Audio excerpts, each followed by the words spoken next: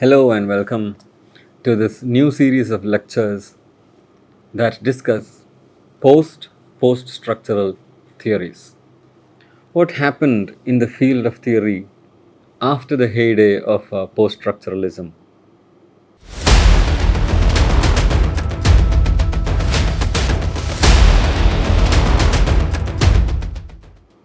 Post structuralism puts forth a healthy skepticism towards language.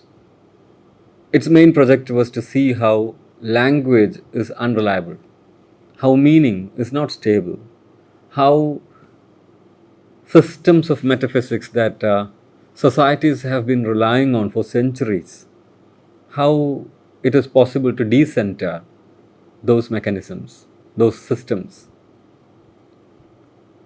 as a necessary evolution, as a necessary continuation, extension.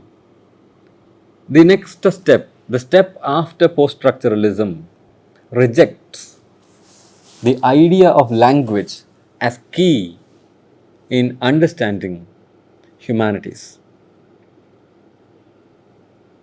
The skepticism that post structural theory had on the behavior of language, on the way archives are created, on the way knowledge is disseminated. This leads into the next step in understanding humanities, and that next step is the subject of this lecture. We will, for the next 15-20 minutes, we will discuss the idea of digital humanities. It is a relatively new idea. Certain universities in the West, and very rarely in our own context, we have departments that deal with digital humanities. But even now, it is difficult to circumscribe a field of inquiry. It is difficult to delimit this field of inquiry. Where we should begin digital humanities, how we should go about it, what are the methodologies of research, these are still in debate. We have not yet come to a consensus regarding how digital humanities can be carried out fruitfully in a university environment. Despite this confusion, despite this necessary confusion in the initial stage, digital humanities is the next big thing in the study of human sciences. Whether you're studying economics, whether you're studying sociology, whether you study literature, whether you study architecture, whether you study, you know, any major, like whether you study philosophy, you will need to factor in the idea of digitality. There was a time when people would look at digitality as antithetical to humanity, machine as antithetical to human. No more. No, we don't look at that. We don't look at this dichotomy as antithetical anymore. We look at machine and man as complementary.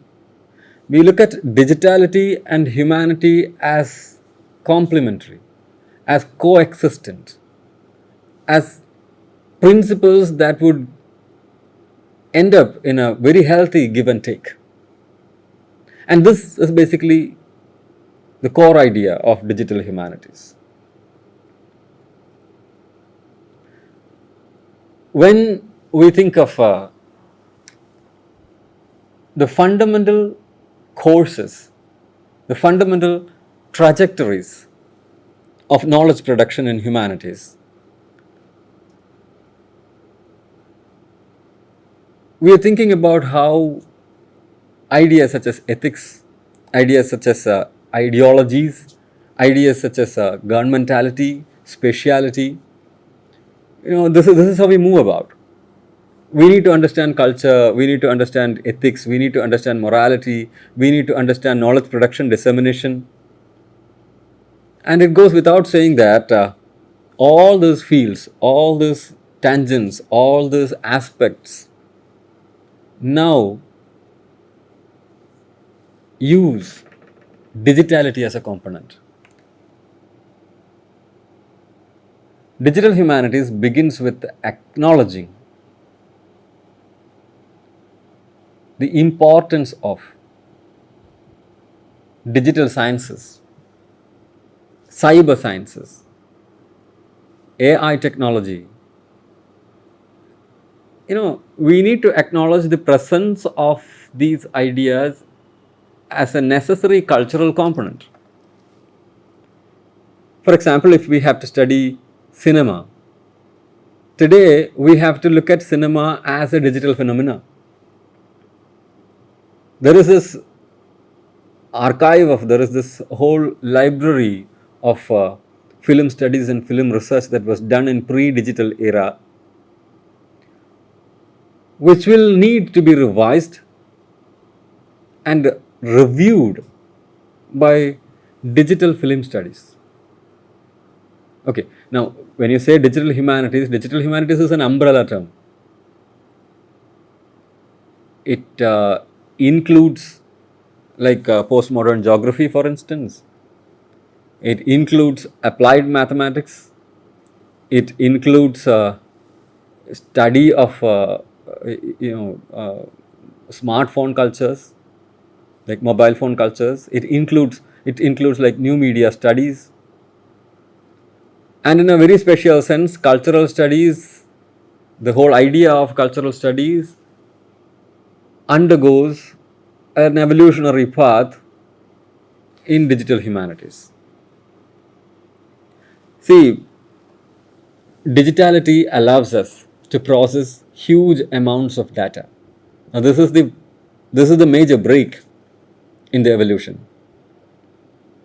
When we talk about digital humanities, the first major break that we have to take is, the first major idea that we have to stop at is data analysis. Science, as different from humanities, has a way of empirical, data-based, objective statement of its research findings. Humanities for long have not relied on data processing as its major tangent in producing knowledge. But we have come to a stage where data analysis is an integral part of research findings in humanities too. Digitality makes it possible to understand patterns, organizations, and designs by processing huge amounts of data. If you can convert literature into data, if we can convert sociology into data, if we can convert economics into data, we will be able to pull out scientific inferences from the analysis of it. At the same time, we would be also able to pull out inferences that pertain to humanities from analyzing data from these fields. We live in an age of interdisciplinarity. Okay, this is the next important stop in the discussion of digital humanities. Digital humanities is evidently interdisciplinary in nature. Interdisciplinarity is not an option anymore. The disciplinary boundaries have blurred so much that we do not know where sociology begins and where media studies starts. In such an environment, when you study media, you should also be able to deal with sociological data. Like, for example, if you're doing a research in cultural studies, you do not rely on guesswork. You do not rely on intuition. You rely on exact design and principles which is applied by data analysis. Data analysis becomes a part of cultural studies. And by data analysis, I'm not referring to the way science uses data and science makes inferences from data. There are as I said earlier, as I was trying to show you earlier, science uses data analysis for its own purposes, and humanities can do the same, because the possibilities of data analysis have exploded substantially. The use of data in film studies, for instance, makes film studies a totally different discipline altogether. Okay, it is not just about analysis of data, it is also about storage of data. It is also about curating and archiving. This is another major tangent of digital humanities. Okay, let us take the example of films again, films or photos, earliest press photos, news photos, earliest films from a culture. These are archived successfully because digital technology is available to us. It is common sense, it's very evident that a film which is archived digitally is not seen. I mean, the visual experience, the visual knowledge that you make from a digitally archived film is not equal to the visual knowledge that would have been made by a previous generation where digital archiving was not possible. Or in simple terms, in 1925, when Sergei Eisenstein made Battleship Potemkin, it was a silent film with dialogues written down under the screen. It was a silent film, it was exhibited to an audience, and the mechanism that was used for production, the mechanism that was used for projection, the mechanism that was used to record, to actually screen the film. There was a film, right? There is this film. Cinemas were shot in actual films. Light fell on a surface. It fell on the surface of a film, and then the film was processed. This is how it worked. So the audience of 1925 and the audience of 2023 are very different. When Battleship Potemkin is now archived digitally. It is possible for us to watch this film on social media, online media. We have YouTube archives of films, free films where classics are all archived. So you could watch all those silent era movies online. But watching a silent era movie from an online platform on a phone that we can hold in our hands, that experience is different from the actual experience that cinema was able to create in its original audience. So one major methodological rigor in digital humanities would be understanding this difference. A digital archive does not behave in the way the archived products were supposed to behave. This is a major difference. This is a major point in digital archiving. It doesn't have to be a film proper, even a book for that matter. A book that is digitally preserved, a poem that is digitally preserved is different from a poem that is written, printed and circulated. T.S. Eliot writes Wasteland. In 1922, this poem comes out, and it perplexes its primary audience. And in the next edition, in the second edition, T.S. Eliot adds a few notes to the poem, so that people can make sense of the poem by reading those notes. So, from that point onwards in history, T.S. Eliot's Wasteland has always been reprinted with the notes that he attaches to the poem. But way down, the millennia, in 2000s, when classrooms started using the digitalized version of T.S. Eliot's Wasteland, you can see that the texture of allusions and the layered nature of the poem is completely undone. by the current reading practice. The digital reading practice completely undid the mysterious nature of the poem, the mysterious, elusive, layered nature of the poem was completely undone by its digitalization.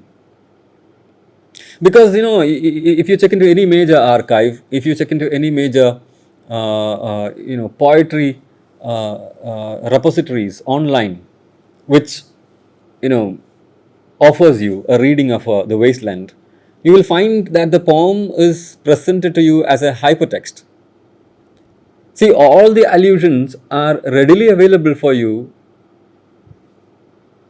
You can click on those lines, like there would be like blue underlines. So you click, you touch on that underline, and then you are taken to the allusion. So the layered nature is literally there.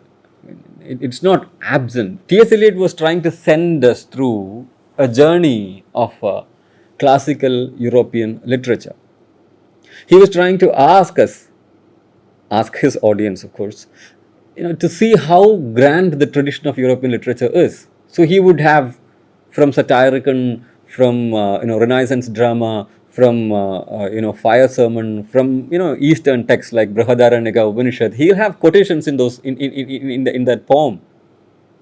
His idea is to send us through a past of a glorious past of faith, belief, religion based organization. But that project, that mystery is completely undone when it is possible for you to click and go into the next layer, and click and go into the next layer, another layer, layer after layer, everything is visible.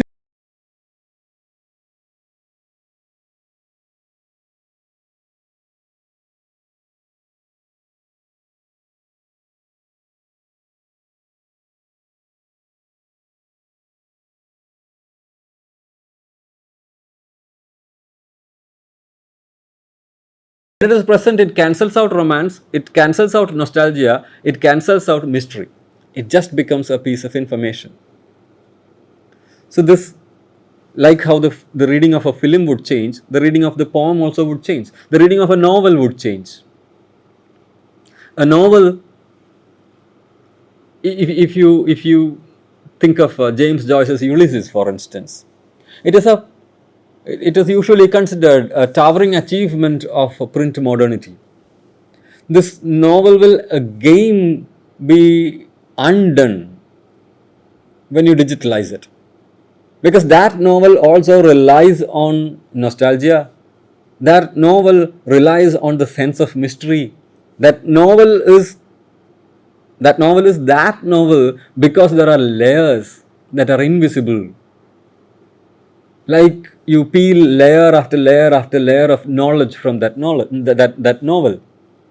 You don't have to do that anymore when the novel is digitalized, because the digitalized version of the novel will be peeling of layers, exploring of knowledge that is built into, that is grafted into Ulysses. It is readily available for you. The online version would be able to take you from one page to another, to another, to another, like the world of uh, internet. It can freely transport you from one chapter to another, from one reference to another, from one allusion to another, and Ulysses is undone. Wasteland is undone. Battleship Potemkin is undone. It is undone, but it's also redone. Digital humanities is not just about undoing these texts, it is also about making us open to the possibilities of new kinds of art, new kinds of reading. Digital humanities prompts us to read these things differently. It exposes the nostalgia. It exposes ideologies and politics. We are in a field of cultural experience which moves beyond Eurocentrism, which moves beyond logocentrism, which moves beyond anthropocentrism. There is an active decentering energy that works in digital humanities. And that is key to understanding this field. Thank you.